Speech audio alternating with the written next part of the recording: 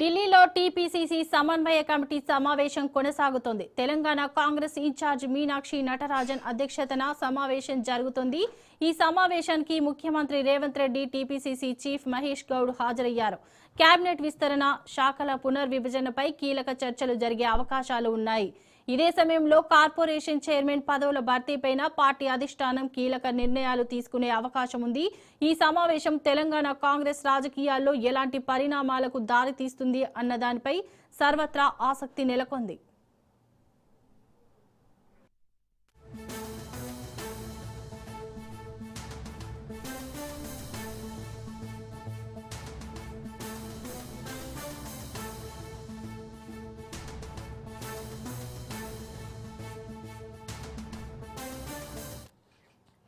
ఢిల్లీలో టీపీసీసీ సమన్వయ కమిటీ సమావేశం కొనసాగుతుంది. తెలంగాణ కాంగ్రెస్ ఇన్ఛార్జ్ మీనాక్షి నటరాజన్ అధ్యక్షతన సమావేశం జరుగుతుంది.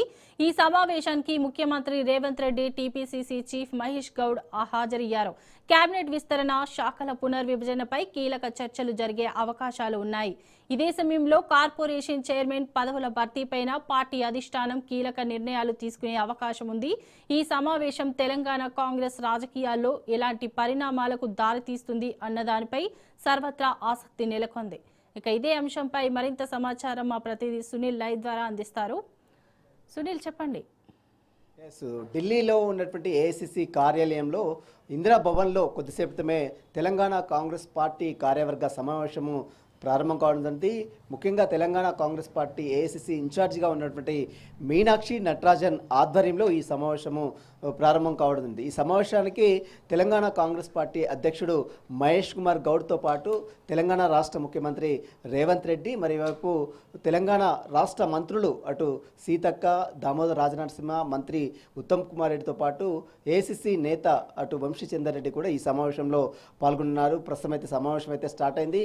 గత కొంతకాలంగా తెలంగాణ రాష్ట్రంలో కాంగ్రెస్ ప్రభుత్వం ఏర్పడి 2.5 సంవత్సరాలు అవుతున్నప్పటికీ కూడా ఇప్పటి వరకు 2 మంత్రి శాఖలకు సంబంధించిన విస్తరణ మాత్రం జరగలేదు.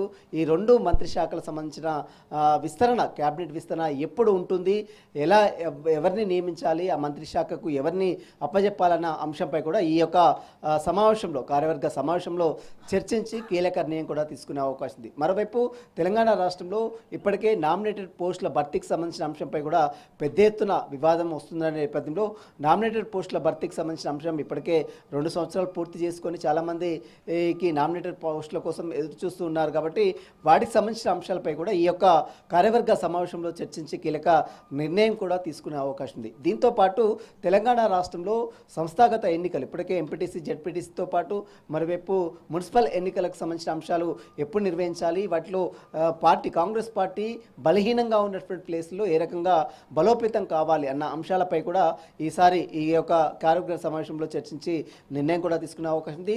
దీంతో పాటు తెలంగాణ రాష్ట్ర వ్యాప్తంగా స్పెషల్ ఇంటెన్సివ్ రివిజన్ ప్రస్తుతం రాష్ట్రంలో జరుగుతుంది. కాబట్టి ఎస్ఐఆర్ ప్రక్రియకు సంబంధించిన అంశం ఏ రకంగా జరుగుతుంది, ఏ రకంగా ఫీడ్బ్యాక్ వస్తుంది, ఏ రకంగా ఓట్ల తొలగింపు ప్రక్రియ కొనసాగుతుంది. పశ్చిమ బెంగాల్ తరహాలో ఇప్పటికే చాలా ఓట్లు తొలగించి అక్కడ బీజేపీ రాష్ట్ర ప్రభుత్వాన్ని ఏర్పాటు చేసిన నేపథ్యంలో తెలంగాణ రాష్ట్రంలో కూడా ఓట్ల తొలగింపు జరగకుండా పకడ్బందీగా బిఏఎల్ఏలు, పార్టీ నేతలు గ్రామ స్థాయి నుంచి అందరూ కూడా పార్టిసిపేట్ చేయాలంటూ కూడా ఇప్పటికే అందరికీ ట్రైనింగ్ కూడా ఇవ్వడం జరిగింది. వాటికి సంబంధించిన వివరాలపై కూడా ఈ కార్యవర్గ సమావేశంలో చర్చించి నిర్ణయం కూడా తీసుకునే అవకాశం ఉంది.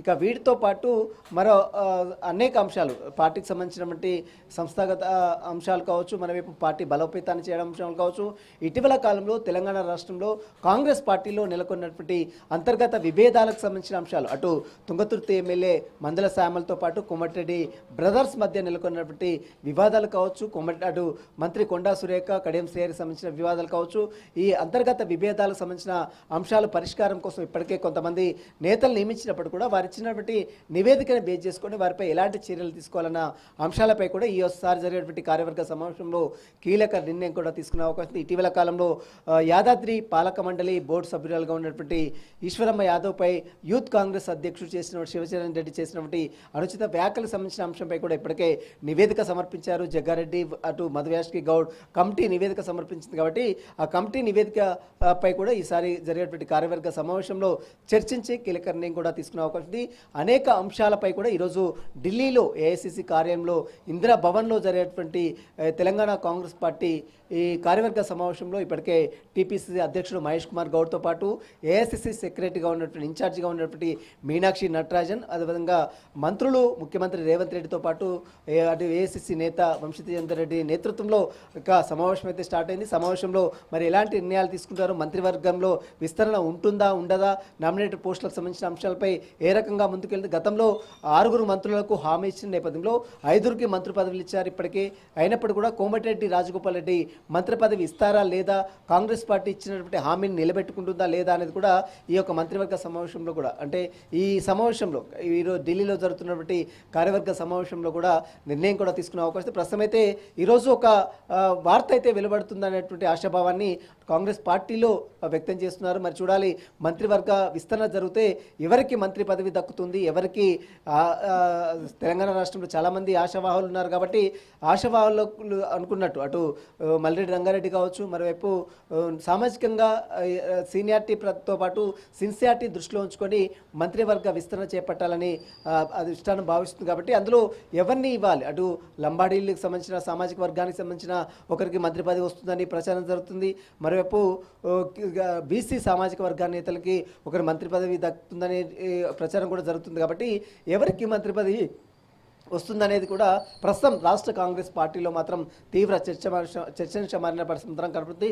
ప్రస్తుతం అయితే సమావేశం స్టార్ట్ అయింది. అందులో అనేక అంశాలు, ప్రజా సంక్షేమ పథకాలు రాష్ట్రంలో ఏ రకంగా అమలు అవుతున్నాయి, ఏ రకంగా ప్రజల్లోకి తీసుకువెళ్తున్నారు, ఏ రకంగా వాటిని ప్రచారంలో ఏ రకంగా ముందుంది కాంగ్రెస్ పార్టీ, సోషల్ మీడియా వేదికలో ఎవరెవరు మంత్రులు యాక్టివ్గా ఉన్నారు, ఎవరెవరు డిజాక్టివ్గా ఉన్నారు అన్న దానిపై కూడా మీనాక్షి నటరాజన్ ఇప్పటికే ఫీడ్బ్యాక్ తీసుకుంది. కాబట్టి వాటికి సంబంధించిన అంశాలపై కూడా ఈరోజు జరుగుతున్నటువంటి కార్యవర్గ సమావేశంలో చర్చించి పలు అంశాలపై కూడా వారికి సూచనలు సలహాలు కూడా ఏఐసిసి నేతలు ఇచ్చే అవకాశం. ప్రస్తుతమైతే రాష్ట్ర ముఖ్యమంత్రి రేవంత్ రెడ్డితో పాటు ఏఐసిసి ఇన్ఛార్జిగా ఉన్నటువంటి మీనాక్షి నటరాజన్తో పాటు టీపీసీసీ అధ్యక్షుడు అటు మహేష్ కుమార్ గౌడ్, ఉప ముఖ్యమంత్రి మల్లు భట్టి విక్రమార్కతో పాటు మంత్రులు ఉత్తమ్ కుమార్ రెడ్డి, అదేవిధంగా సీతక్క, దామోదర రాజనరసింహ ఈ సమావేశంలో పాల్గొన్నారు. కాబట్టి ప్రస్తుతమైతే సమావేశం స్టార్ట్ అయింది. ఈ సమావేశంలో అనేక అంశాలపై కూడా చర్చించి ఈరోజు కీలక నిర్ణయాలు కూడా తీసుకునే అవకాశం ఉంది. Shobha. Right, thank you Sunil.